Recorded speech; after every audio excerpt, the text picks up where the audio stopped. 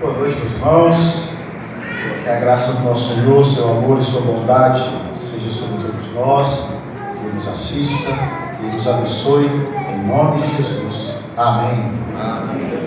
Amém. Terminamos no último domingo com o pastor Antônio o longo capítulo 10 de Marcos, e agora adentraremos ao capítulo 11 na nossa exposição desse evangelho.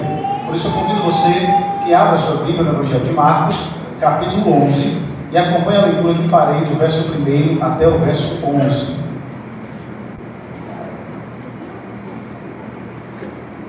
Evangelho de Marcos, capítulo 11, do verso 1 até o verso 11.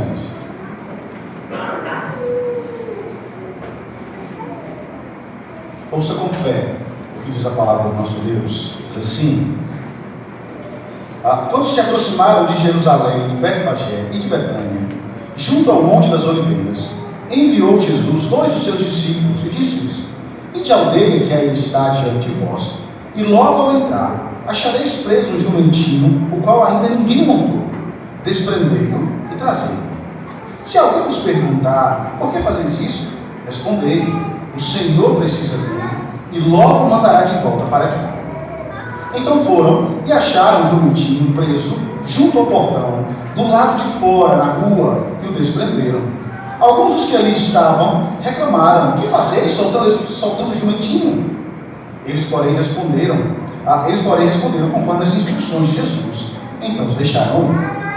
Levaram o jumentinho sobre o qual puseram as suas vestes, e Jesus montou. E muitos estendiam as suas vestes no caminho, e outros ramos que haviam cortado nos campos.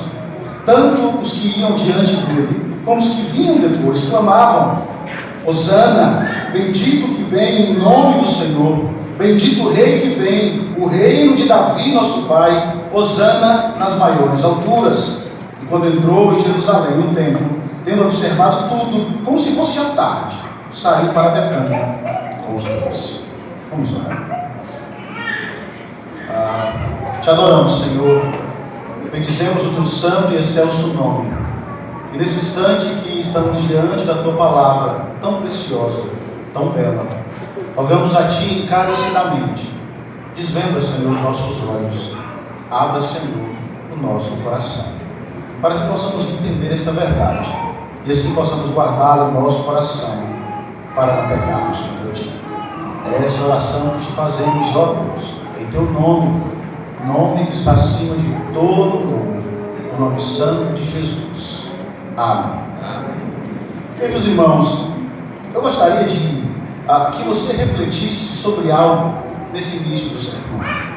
Eu gostaria que você respondesse a uma simples pergunta: qual é a sua perspectiva em servir a Cristo?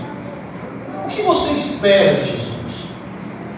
Suponhamos que Cristo se apresentasse a você e lhe concedesse algo baseado naquilo que você pensa e espera dele. O que você pediria? Livramento de enfermidades? Melhoria da sua condição financeira? Talvez um bom casamento? Um mundo sem guerras? O que você pediria? Essa resposta que está em sua mente é muito importante, porque o que você pede, ou o que você pediria, depende muito do que você acha que a pessoa, que ele pode fazer por você. De qual é o seu entendimento acerca do poder que ela tem, do poder que ele tem. Se você acha que ele é capaz de curar, é isso que você vai pedir. Se você acha que ele é capaz apenas de te ajudar a atravessar a rua, é isso que você vai pedir. Por isso, baseado em sua perspectiva sobre Jesus, o que você espera dele? O que você espera dele nessa noite? O que você espera dele na vida? O nosso texto nessa noite trata justamente sobre isso, sobre perspectivas, sobre a visão que as pessoas tinham a respeito de Jesus. O sonho de mais uma vez ser livres de umas algemas doloridas, de umas algemas que aprisionavam aquele povo, era o que pulsava no coração de cada judeu.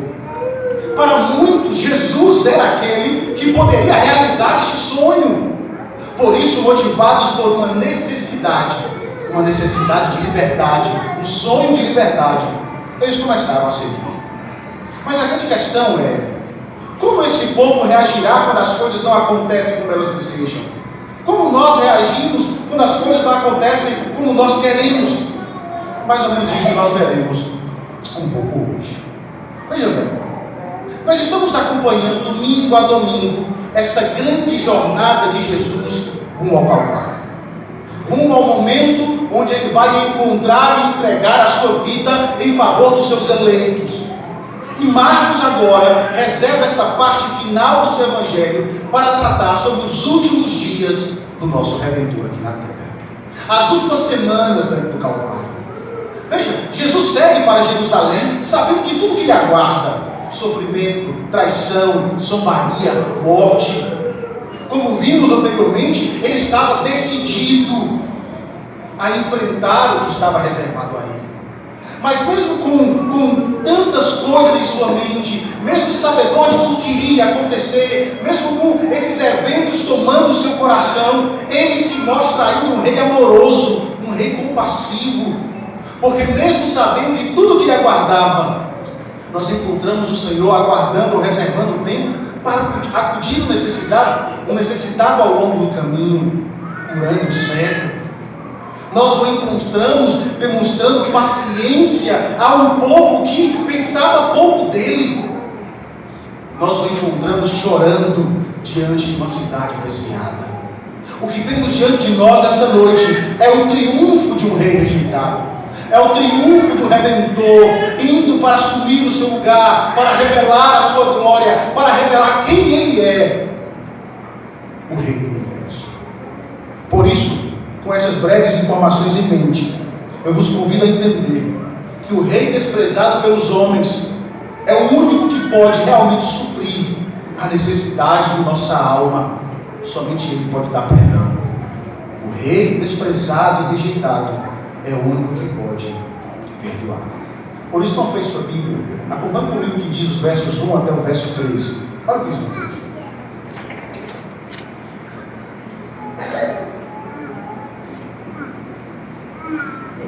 Diz assim: quando se aproximaram de Jerusalém, de Betfagé e Betânia, junto ao Monte das Oliveiras, enviou Jesus 2 dos seus discípulos e disse-lhes: ide à aldeia que aí está diante de vós, e logo ao entrar, achareis preso um jumentinho, o qual ainda ninguém montou.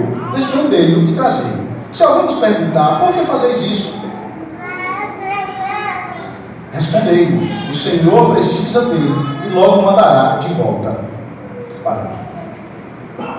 Queridos, este grande evento narrado por Marcos precisa ser entendido à luz do seu contexto, porque se nós não olharmos assim, nós vamos perder a grandeza do que está acontecendo aqui. Veja, João em seu Evangelho nos conta que este evento ocorre uma semana antes da Páscoa, ocasião em que Israel estava em festa, celebrando a mão de Deus no passado, celebrando a grande libertação do Senhor. A Páscoa era uma festa fantástica. Muitos preparativos eram feitos, estrangeiros peregrinando a Jerusalém. Nesse período, o número de pessoas em Jerusalém chegava a ser assustador. Todos ali comemorando a grande libertação do passado. Na verdade, como falamos quarta-feira, eles viviam esta libertação todas as vezes que comemoravam a Páscoa, porque a Páscoa foi dada para que eles entendessem, nunca se esquecessem e revivessem aquele grande evento do passado. Então eles estão lá, prestes a celebrar esse grande momento, a reviver essa grande libertação, a celebrar a mão de Deus sobre ele. Mas esta Páscoa seria diferente. Esta Páscoa seria diferente de todas as outras, porque ela possuía um elemento diferente que estava mexendo com a cabeça de todas as pessoas, mexendo com o ânimo das pessoas naquele local. Existia um elemento que animava alguns, que causava preocupação a outros.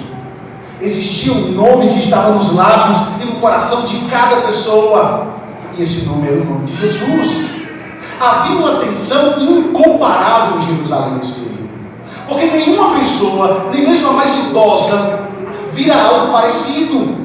Onde quer que alguém fosse, no mercado, nas portas, na esquina, no templo, todos falavam sobre isso. Todos falavam do jovem Galileu, do Jesus de Nazaré, de como ele realizava milagres, de como ele estava mostrando um poder enorme diante das pessoas, de como ele realizava grandes coisas por onde ele passava.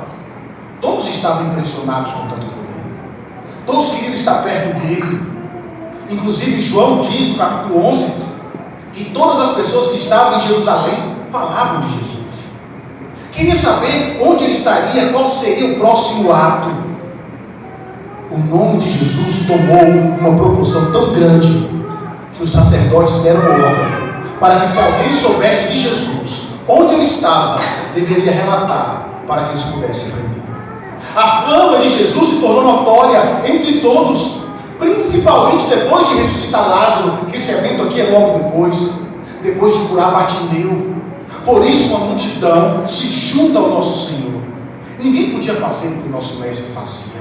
Agora todos estavam ali esperando as cenas dos próximos acontecimentos.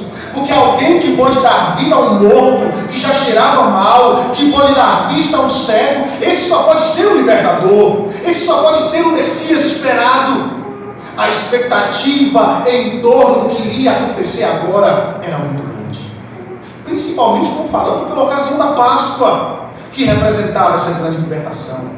Será que seria coincidência este homem indo a Jerusalém em um momento tão importante para o povo? As indagações surgiam na mente de todos. Será este o tempo de restaurar Israel à sua glória? Será este o momento onde outro grande império vai cair diante do poder de Deus?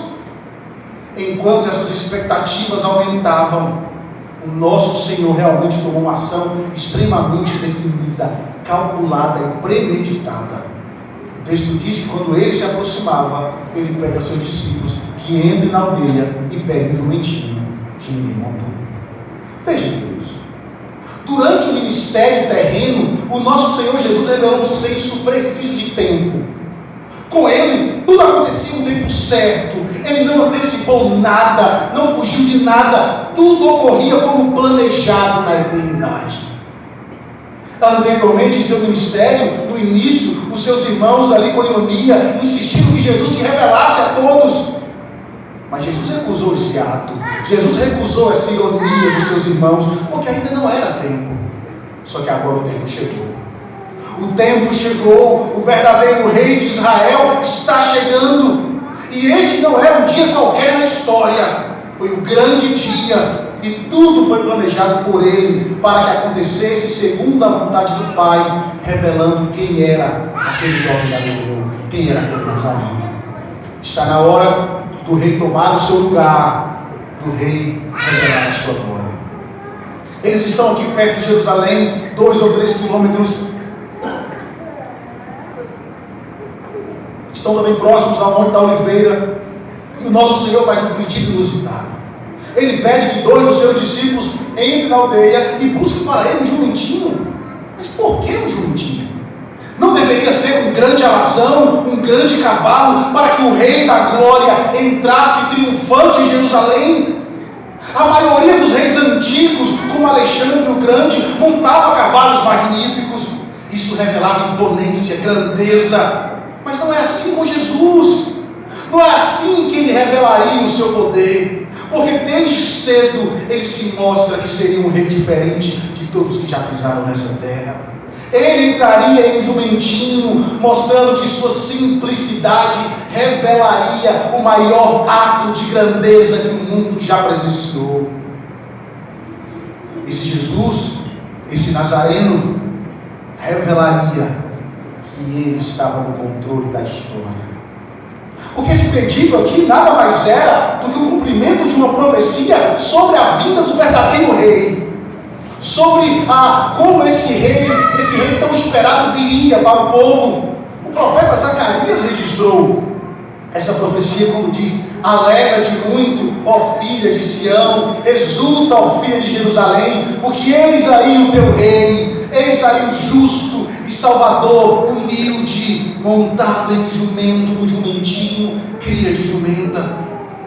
Veja, o Senhor, ao pedir um jumento, está claramente afirmando a todos aqueles que conheciam a lei, que conheciam os profetas, aqueles que conheciam as profecias, que ele era o Messias de Deus. Ele não quer deixar dúvida. Ele quer que todos saibam quem ele é naquele momento, aquele que vem em nome do Senhor. Tudo já estava acertado desde a eternidade.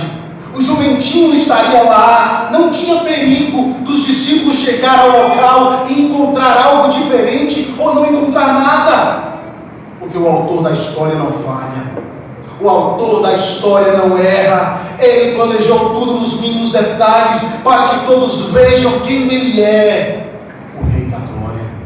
E queridos, essa certeza é extremamente reconfortante, porque saber que o Senhor está no controle da história, saber que Ele conhece e controla tudo nos mínimos detalhes, que a nossa vida não está solta ao acaso, que ela não é guiada por destino, ou que nós não estamos à mercê da sorte, é algo que deveria alegrar o nosso coração, porque Ele está no controle da sua vida, Ele está no controle da nossa vida. Os momentos difíceis que nós passamos foram colocados por Ele para fortalecer a sua fé, para trazer você de volta, para mostrar a você que você não é nada sem Ele.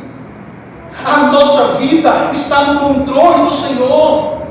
Por isso não devemos nos desesperar com as incertezas e as circunstâncias à nossa frente. Você não precisa se desesperar diante desse mundo. Cristo está conduzindo a sua vida, querido irmão. Cristo está conduzindo a sua vida de uma maneira sábia, de uma maneira bela. Talvez você não veja dessa maneira hoje, porque você sofre, porque você está passando por um momento difícil, mas o Rei está lá, conduzindo todas as coisas. Confie nele, confie na sua palavra, confie no seu cuidado. E o fato dele saber também todas as coisas e controlar todas as coisas, ele está vendo o seu pecado. Ele está vendo aquele momento onde você escondido, sozinho, arquitetando em seu coração. Ele conhece o seu coração, Ele conhece a sua vida. Por isso, volte para Ele, porque os olhos do Senhor estão em todos os lugares. Não adianta você fugir para o mais longe abismo, fazer a sua cama no mais profundo. Lá Ele estará. O autor da história conduz a nossa vida, conduz a sua vida, está com você. Agora perceba, existe algo ainda bastante interessante no pedido. Ele pede um animal que ninguém ainda montou. Por que está pedindo? Veja que este é um tema que constantemente se repete na vida de Jesus. Por exemplo, ele nasce de uma virgem que nunca tinha sido tocado por um homem. Ele monta em um jumentinho que ainda não tinha sido montado. Ele é sepultado em uma cova onde ninguém ainda havia sido sepultada. Lembra de Sansão hoje pela manhã? Por que tinha que ser assim? Porque tudo está ligado ao aspecto sacramental da obra que ele vai realizar. Nenhum animal que já havia sido usado para o trabalho braçal ou no campo não podia ser usado para o sacrifício. Tinha que ser um animal de pureza, separado. E o nosso Senhor, a vida toda, vem se identificando como alguém que foi separado para uma obra especial. Diferente de Sansão, que veremos nas próximas semanas, que não viveu o que ele deveria fazer, Cristo é diferente, porque ele se mostrou separado para uma obra específica. E ao pedir a um jumento que nunca foi montado, o Senhor está indicando para qualquer bom entendedor de Israel que a sua entrada em Jerusalém vai envolver sacrifício, vai envolver derramamento de sangue. O Cordeiro de Deus está pronto para ser morto. Queridos, veja algo também interessante nesse pedido. A escolha do jumento por ele diz ao mundo inteiro quem ele era. Sim, ele é o rei, mas também proclamou como ele era. Porque a profecia de Zacarias descreveu Jesus como gentil e humilde, montado no jumento. Essa estranha e justa posição demonstra que Jesus era rei, mas não se encaixava nas categorias que o mundo tinha acerca de um rei. Porque ele trazia em si majestade e humildade. Alguém que está com a mente cheia do que vai enfrentar em Jerusalém, ele para curar o cego à beira do caminho. Alguém que está prestes a entregar a sua vida, é capaz de chorar por uma nação desviada. Este rei é diferente. Ele não entra em Jerusalém com pompa e circunstâncias. É com mansidão, é com humildade que ele vai entrar na cidade que irá rejeitá-lo. É com mansidão e humildade que ele vai ser conduzido a manifestar a sua grandeza, salvando os perdidos. Queridos, Jesus é diferente de qualquer outro rei que já viveu. Como ele é diferente dos Alexandres, dos Napoleões deste mundo. Que contraste com a entrada triunfal de Jesus e dos antigos reis, que entravam em seus cavalos de guerra, cavalgando orgulhosamente pelos portões, arrastando os cativos e príncipes acorrentados que foram vencidos na batalha. Com Jesus vai ser diferente. Vagarosamente, propositadamente, montado em jumentinho, para ele ser o acorrentado, para ele ser o preso. Mas o vitorioso não serão aqueles que vão acorrentá-lo, não serão aqueles que vão arrastá-lo pela cidade. Vitorioso será o nosso Senhor, porque lá naquela cruz ele mostrará a sua verdadeira glória. Nunca existiu um rei que se identificasse com o seu povo, um rei que pensasse em um povo como o Senhor. O verdadeiramente honesto, aquele que sim seria preso sem cometer crime algum, para que seus súditos experimentassem a maior libertação existente nesse mundo. Esse é Jesus, esse é o Rei dos Reis, o Senhor humilde. Esse é o Rei da Glória. E perceba que ele vai alertar, ainda mostrando o seu senhorio, que se alguém perguntar por que eles fazem isso, eles deveriam responder que o Senhor precisava daquele animal. E algo muito interessante, porque o Senhor aqui pode simplesmente representar a ideia de mestre, de alguém que tem autoridade, mas aqui ele atribuindo a si mesmo essa informação, ele estava dizendo: diga que o Rei da Glória, que o soberano precisa disso. O rei assume a sua autoridade. Ele está prestes a trazer à memória do povo momentos de glória, onde os reis eram saudados. Isso vai acontecer com ele. Marcos diz que os discípulos foram. Algumas pessoas se aproximaram e falaram: não, o que vocês estão fazendo? Deixe isso. Eles disseram: o mestre precisa, e a autoridade do Senhor controla todas as coisas. O rei chegou. A sua entrada triunfal está preparada. O mestre que sempre preferiu o anonimato, curava e dizia: não fale a ninguém o que eu fiz, que ia para o deserto para ficar só, agora quer que todos saibam quem ele é. Ele não vai esconder a ninguém a sua verdadeira identidade. Ele é o rei está chegando. Por isso, ao entrar como rei em Jerusalém, ele iria ensinar algo que deveria trazer esperança ao povo. Ele vai mostrar ao povo que a glória de Deus estava de volta a Jerusalém. O rei está chegando. E enquanto isso, as pessoas estão ansiosas para ver o que vai acontecer. No coração de cada uma está o desejo de liberdade, de vida sem amarras, sem correntes. Elas esperam que Jesus faça isso. E essa esperança fica evidente no tratamento que elas dão a Jesus. Veja do verso 7 até o verso 11.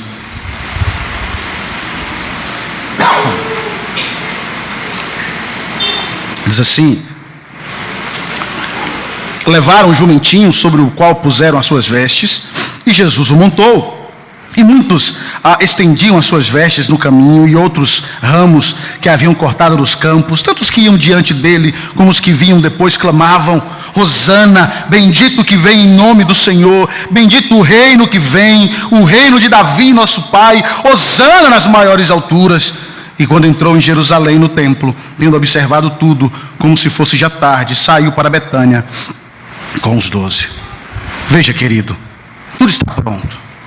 O espetáculo para a recepção do verdadeiro rei vai começar. Os discípulos de Jesus trazem o animal ao Senhor. A preparação para a procissão começa a ser feita. Os discípulos colocam suas próprias vestes nas costas do jumento como uma sela para Jesus.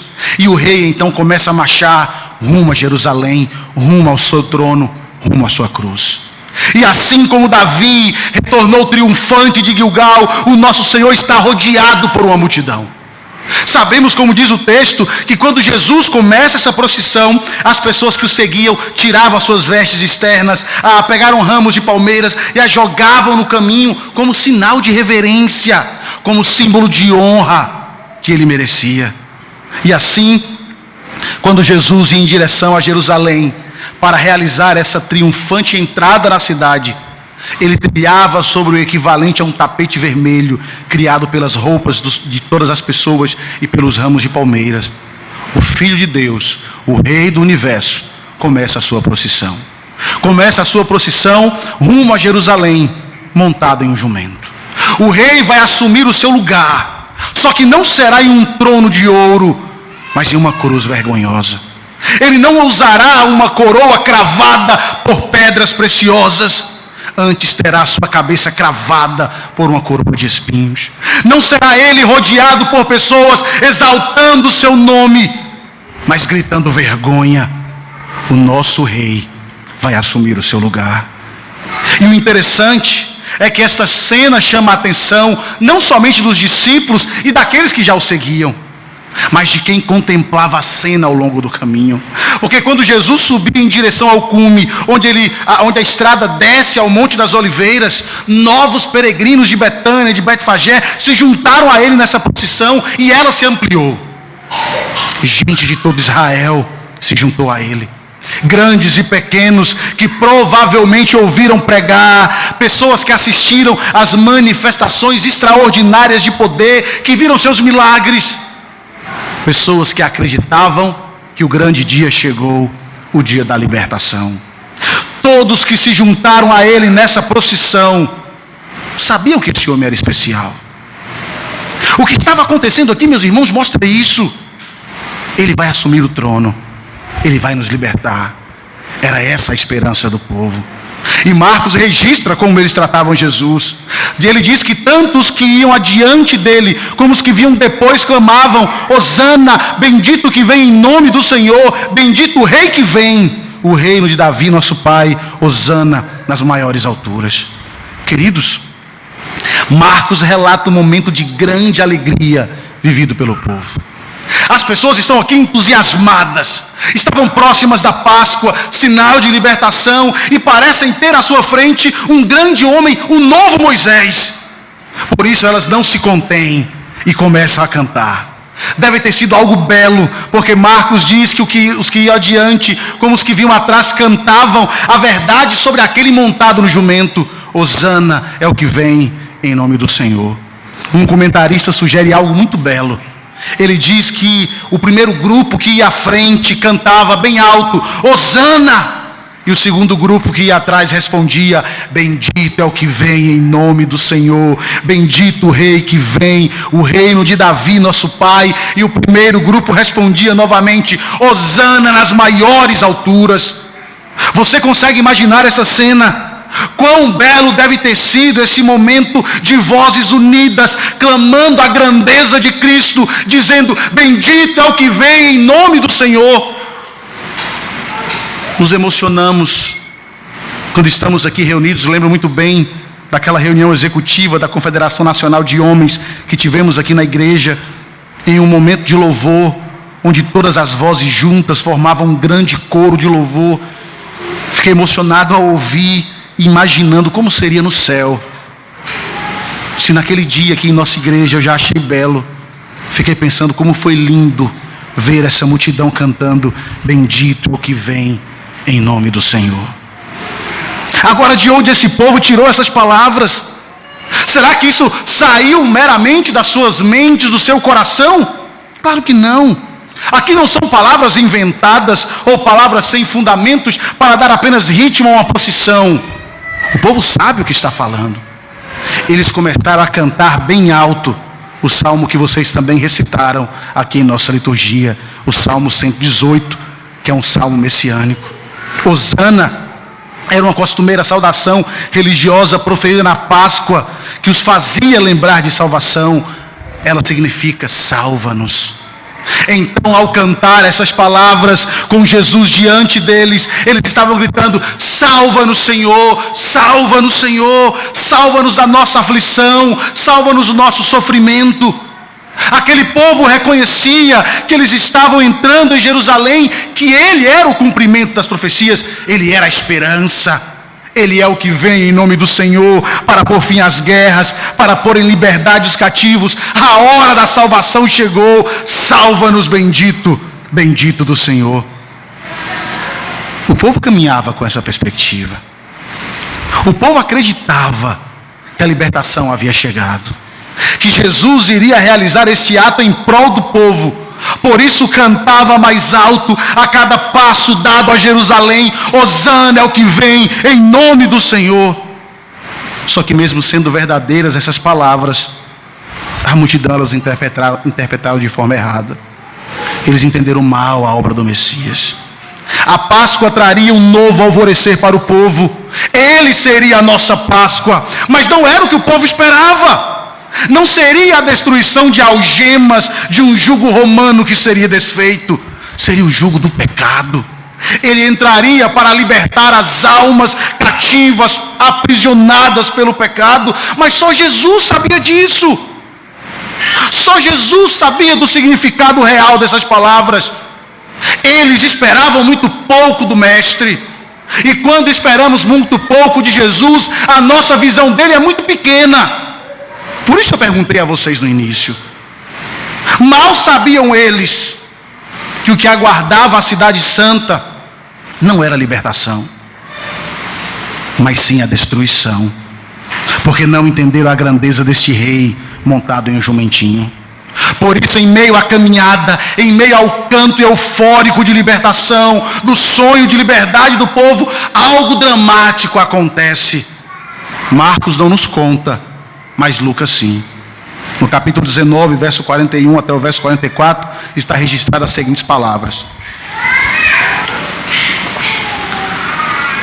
quando ia chegando, vendo a cidade, chorou e dizia: se conheceras por ti mesmo ainda hoje o que é devido à paz, mas isto está agora oculto aos teus olhos, pois sobre ti virão dias em que os teus inimigos te cercarão de trincheiras, e por todos os lados te apertarão o cerco, e te arrasarão, e os teus filhos dentro de ti, e não deixarão em ti pedra sobre pedra, porque não reconhecestes a oportunidade da tua visitação. Você percebe o que está acontecendo aqui? Eles estavam cantando, mas algo acontece em meio a essa cantoria. Em um certo momento da caminhada, eles se aproximaram de um local onde a cidade inteira, não apenas parte dela, podia ser vista por todos. E com toda a cidade diante dos seus olhos, o Salvador começa a chorar. E esse choro do nosso Redentor não deve jamais fugir da nossa mente.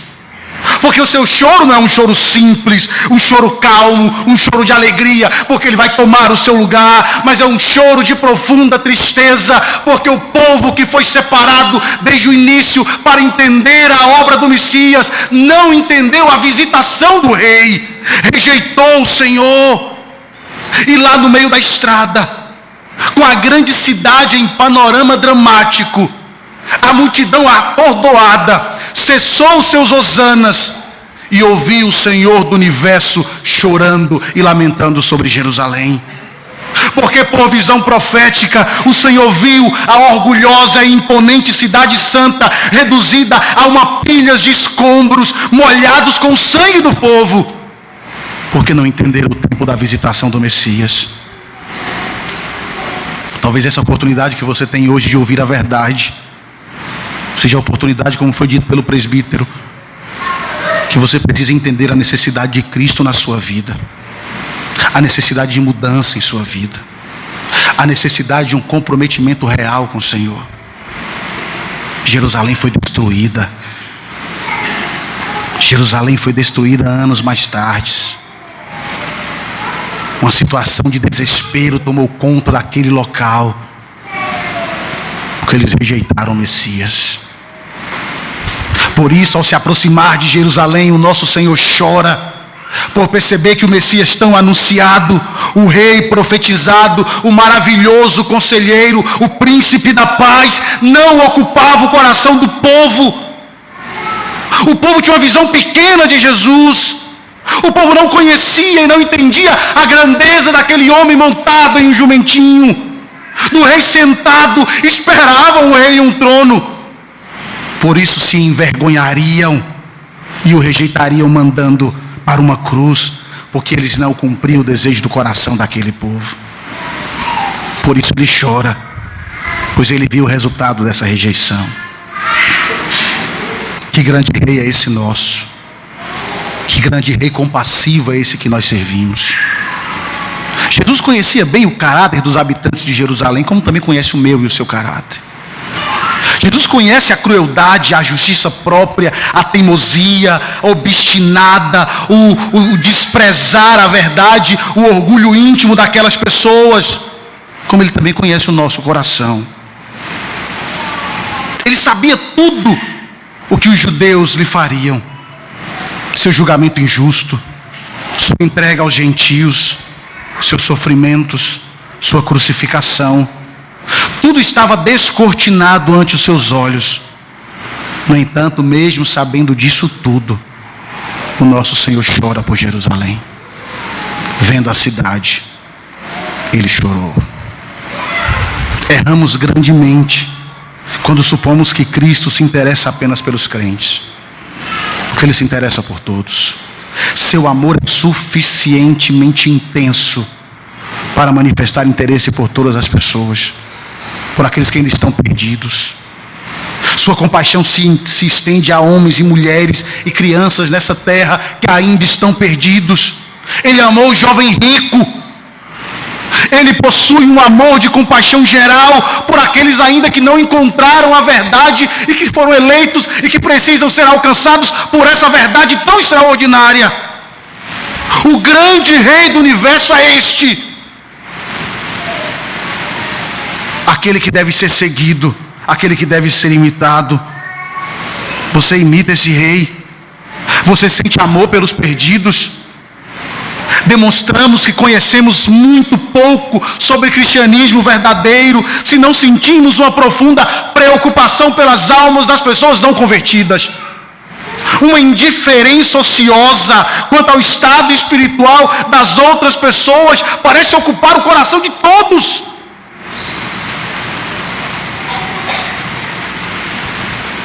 Não nos importamos com o nosso vizinho que está indo para o inferno. E temos a verdade em nossas mãos e não anunciamos a ele. Não nos importamos com parentes, com filhos que estão indo para o inferno, porque nós não estamos falando da verdade que transformou a nossa vida. Se você não se incomoda com tantos no caminho da perdição, você não está seguindo o caminho de Davi, que disse: torrentes de água nascem dos meus olhos, porque os homens não guardam a tua lei. Estamos sendo diferentes de Paulo, que afirmou: tenho grande tristeza e incessante dor no coração por amor dos meus irmãos que estão perdidos. E acima de tudo, não nos mostramos semelhantes a Cristo, que chorou diante de uma cidade impenitente, que abertamente o rejeitaria. Se ele sentiu ternura por pessoas ímpias, nós, como seus discípulos, devemos possuir o mesmo sentimento. Se importe com esse mundo que está perdido. Se preocupe com o seu vizinho que está trilhando o caminho do inferno. Se preocupe com aqueles que você ama, que estão indo para o inferno, sem ouvir a verdade do Evangelho. Este rei, ele é o rei da salvação. E somente ele pode salvar o perdido. Voltando aqui à multidão. O que eles querem de Jesus, o que eles esperam de Jesus é a libertação. Por isso cantava: salva-nos. Eles sabem que Jesus é alguém especial. Eles conhecem o salmo que diz sobre o bendito em nome do Senhor. E inclusive, de forma correta, eles ligaram o salmo à pessoa de Jesus. Mas eles demonstraram ser ignorantes quanto ao que o Antigo Testamento dizia acerca da obra do Messias. O Jesus que você canta, querido, é o Jesus que está em seu coração. Você conhece Ele de verdade. Você sabe quem é Jesus? O que é que você espera dele? Eles não entenderam que o servo do Senhor viria para morrer, como diz o profeta Isaías. Eles não têm conhecimento, mas aplicam de forma errada. O que eles queriam de Jesus era a libertação do jugo de Roma.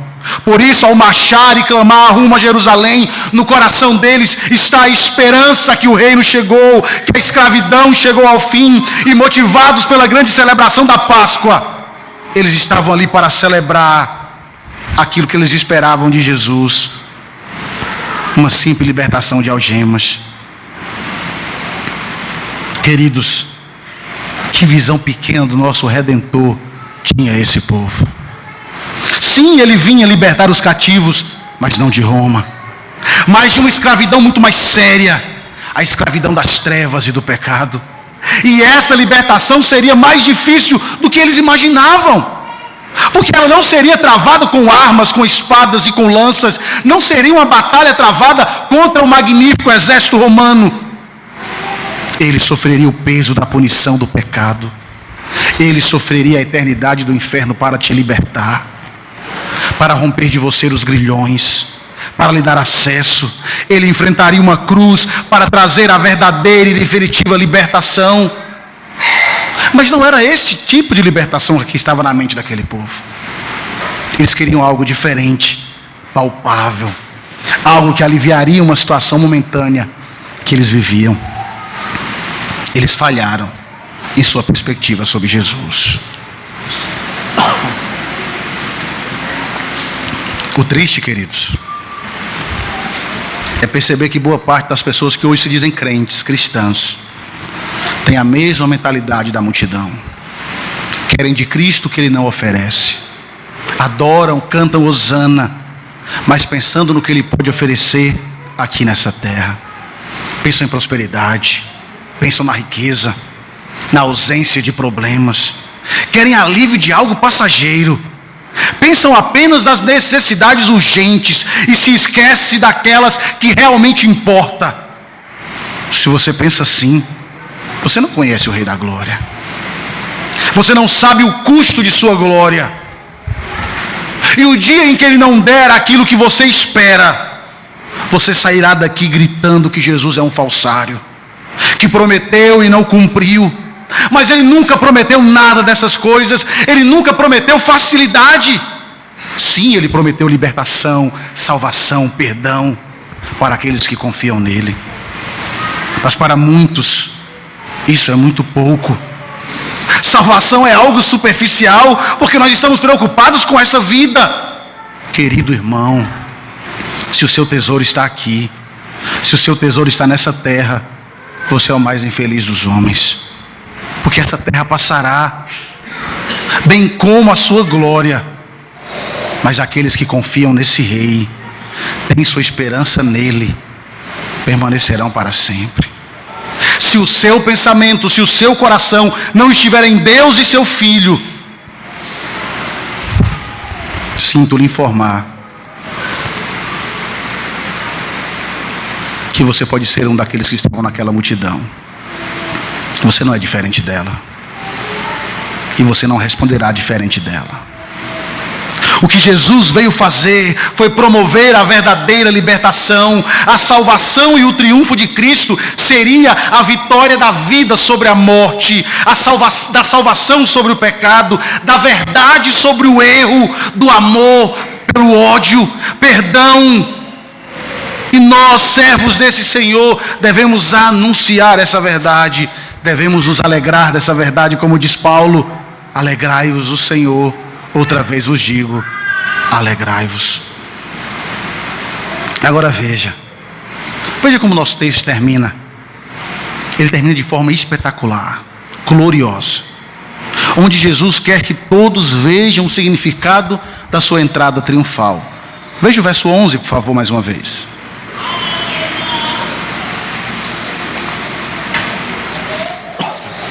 Diz assim: e quando entrou em Jerusalém no templo, tendo observado tudo, como se já fosse tarde, saiu para Betânia com os 12. Queridos, esse dia parece terminar de forma muito simples, sem intercorrências nenhuma. Jesus entra em Jerusalém, o povo está clamando: Hosana, Hosana, é o que vem em nome do Senhor. Ele vai ao templo, examina cuidadosamente as coisas, parece que percebe que está atrasado e sai com os discípulos e volta para Betânia. Quais foram os pensamentos de Jesus quando ele se dirigiu ao templo naquela noite e olhou em volta de tudo? Será que ele se lembrou da primeira vez que o viu com um menino de 12 anos de idade? Será que ele pensou na história do seu povo e refletiu sobre algumas das declarações dos salmos sobre aquele grande lugar? Será que foi simplesmente por isso que ele foi ao templo? Eu particularmente creio que não.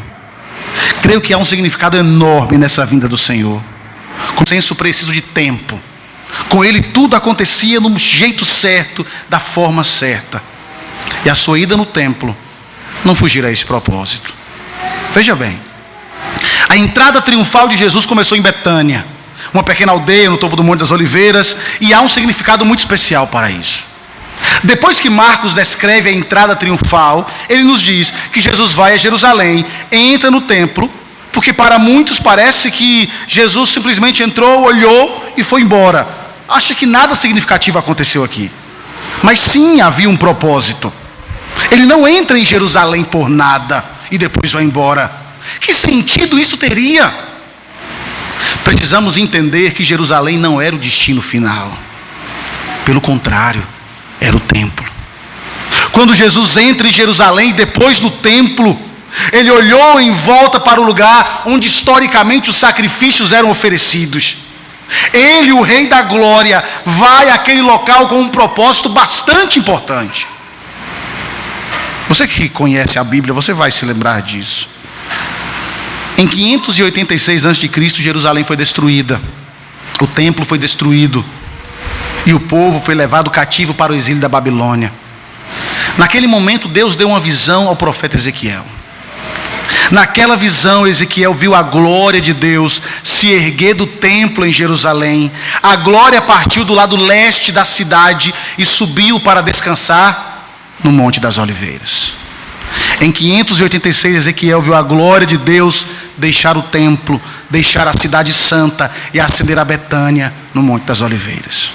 Na entrada triunfal, aquele que as Escrituras definem como o resplendor da glória de Deus, desceu de Betânia, do Monte das Oliveiras, entrou no portão leste da cidade santa e foi ao templo. Você vê o que está acontecendo? A glória que deixou o templo naquele momento, quando Jesus vem, ela voltou. O Verbo se fez carne, habitou entre nós e a sua glória foi vista. Quando Jesus veio, a glória de Deus voltou naquele local. Deus estava de volta para acabar com o sacrifício, para acabar com a forma definitiva da separação, para que a sua participação na adoração não ficasse limitada ao átrio, mas agora, por meio dele, você pode entrar no Santo dos Santos para adorar o Cordeiro de Deus. No entanto, ninguém entendeu que o Rei da Glória estava no meio deles. Ninguém entendeu que o Rei estava prestes a encontrar o destino para o qual ele foi chamado desde que ele nasceu. O Rei da Glória veio para salvar o seu povo. Não de um exílio babilônico, não de um cativeiro romano, mas da maior prisão existente, a prisão da nossa alma. Ele veio para dar vida a você. Ele veio para dar vida todo perdido a quem ele chama. Ele veio para nos libertar do cativeiro do pecado. Queridos, este é o nosso Rei. Ele veio, ele recebeu a coroa, ele subiu a uma cruz, ele venceu os inimigos, ele nos deu vitória. Os crentes do primeiro século foram impactados por essa imagem. Eles foram impactados com essa leitura desse acontecimento, porque sem dúvida muitos deles tinham visto generais entrar em Roma em triunfo, receber elogios e glórias. Quão gritante foi o contraste entre a glória romana e a humildade de Jesus. Quão poderosa é a espada e o poder político em contraste com Jesus. O reino que foi estabelecido por Cristo se estende pelos séculos dos séculos, enquanto Roma desapareceu no esquecimento. Sabemos que o que Jesus fez em Jerusalém estabeleceu um reino que duraria toda a eternidade, que todos os reinos desse mundo seriam do nosso Senhor e do seu Cristo, e Ele reinará pelos séculos dos séculos. Jesus veio para tomar o seu trono. O Rei veio a esse mundo, deixou a sua glória, morreu em nosso lugar como cantamos, mas Ele comprometeu a começar o seu reinado a partir de uma cruz. Qual é a sua perspectiva de Cristo? O que você espera dele? O que você espera de sua obra? O que você pensa dele? Este relato precisa impactar o seu coração, precisa abalar a estrutura da sua vida, porque Jesus não veio para melhorar a sua vida simplesmente, arrancar os seus problemas.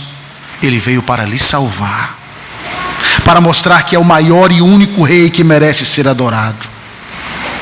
O nosso rei veio, foi humilhado, rejeitado e levado àquela cruz, mas ele subiu aos céus, e ele voltará, com poder e glória. E que diferença haverá entre a sua primeira vinda e o seu segundo advento?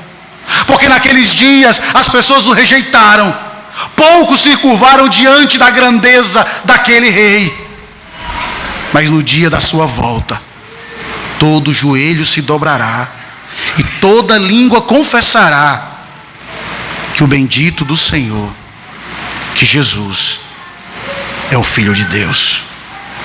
Você está esperando esse dia? Você está pronto para esse dia? O que você pensa dele?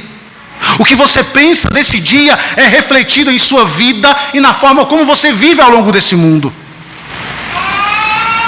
Ou você é como a multidão que alimenta uma visão pequena de Cristo? É por isso que existe tantos decepcionados hoje, porque a visão de Cristo é pequenininha. Ele é o Cordeiro de Deus, aquele que sofreu para te dar vida, aquele que morreu para te salvar. Por isso adore este rei, sirva este rei e proclame: bendito é o que vem em nome do Senhor, hosana nas maiores alturas. Amém.